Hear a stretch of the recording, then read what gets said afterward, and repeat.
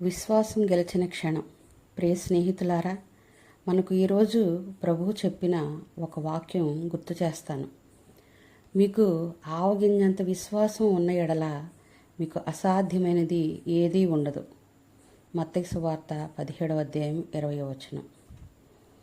ఒక చిన్న గ్రామంలో ఒక పేద రైతు ఉండేవాడు.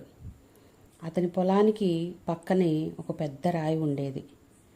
ప్రతి సంవత్సరం అతడు విత్తనం వేస్తే ఆ రాయి కారణంగా పంట బాగా రాలేదు.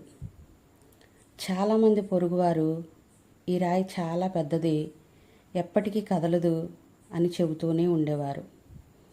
కానీ ఒకరోజు ఆ రైతు బైబిల్ చదివి ఈ వాక్యం తెలుసుకున్నాడు.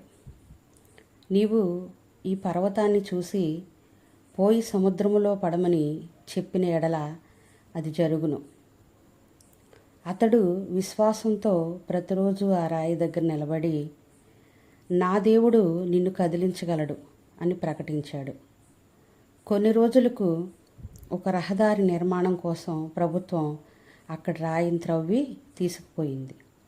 రైతు ఆనందపడి, నేను కదిలించలేకపోయాను, కానీ దేవుడు అసాధ్యాన్ని సాధ్యముగా చేశాడు అని సాక్ష్యమిచ్చాడు.